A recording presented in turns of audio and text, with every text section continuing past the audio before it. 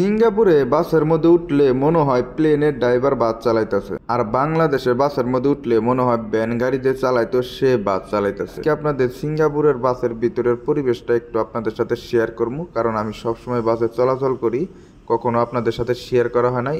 এই ভিডিওটা সম্পূর্ণ দেখলে আপনারা বাসের ভিতরের পরিবেশটা কেমন এটা সম্পূর্ণ বুঝতে পারবেন। চলেন আমি বাসের ভিতরে যাই।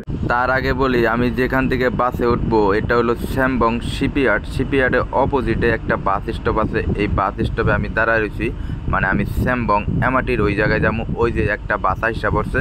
অনেক প্রবাসী ভাইরা আছে বাস ফলো করে বাসায় যায়, যেমন আমি বাস ফলো করে মাঝে মাঝে বাসায় যাই। আর আমি বাসের ভিতরে ঢুকলাম, আর বাসের নিচতলা ওইটা দেখেন কত সুন্দর। আর আমি সবসময় উপরে যাই, আর আমি যে বাসটা ফলো করি এই বাসটা তেমন একটা ভিড় হয় না, আমি সবসময় সামনেই বসতে পারি। আর আমি সামনে এর জন্যই বসি, মানে সামনে বসলে এরকম প্রাকৃতিক সৌন্দর্য দেখতে দেখতে যাওয়া যায়, মানে খুবই চমৎকার।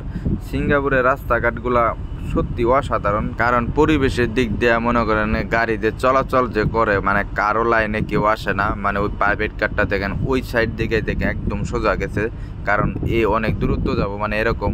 আর বাস এক সাইড দিয়ে চলতেছে, কারণ এটা জায়গায় জায়গায় দাঁড়াইব। আমি যখনই বাসের মধ্যে উঠি বুঝছেন, একটা না একটা মেট্রো রেল দেখি। আজকেও আমি দেখতে পারলাম ওই যে মেট্রো রেল যাচ্ছে। আর আমি যাবো আপনার ডাইন সাইড দিকে, মানে এখানে ট্রাফিক সিগন্যালের জন্য দাঁড়াইছে। আর এই সাইডের রাস্তাটা আপনাদের দেখায়, মানে সিঙ্গাপুর সব রাস্তায় মনে করেন এরকম সুন্দর। মানে আপনার বাম সাইডে আপনার মেট্রো রেল চলতেছে, আর আপনার ডাইন সাইড দিয়ে দেখেন কি সুন্দর বিশ্ব রোড। আর চতুর্থ সাইডে তো গাছপালা আছে, মানে ফুটপাথ বলতে কোনো কথা নাই, মানে কোনো রিক্সা নাই, কোনো সাইকেল নাই। মানে সাইকেল আছে কিন্তু সাইকেল চলার রাস্তায় আলাদা, ঠিক আছে। রাস্তাগুলো দেখছেন খুবই অসাধারণ, মানে জ্যাম নাই কেউ। আসলে সিঙ্গাপুর আপনার ট্রাফিক সিগন্যালটা সুন্দরভাবে নিয়ন্ত্রণ করে দেখাই আপনার এই জ্যাম জিনিসটা থাকে না এই বাসের মধ্যে। আর বাসের পরিবেশটা দেখাই, বাসের ভিতরে দোতলায় দেখেন কত সুন্দর একটা পরিবেশ, মানে খুবই চমৎকার। সিট মিট মনে করেন ভাঙ্গা ভুঙ্গা তো নাইকে, মানে খুবই চমৎকার। আর আমি বসে আছি পিছনে, মানে পিছন দিকে সামনের দিকে তাকালে একটু ভাল লাগে। আর পিছনে যে বাসটা দেখতেছেন এই বাসের মধ্যে মনে করেন আমি উঠে রয়েছি এরকম।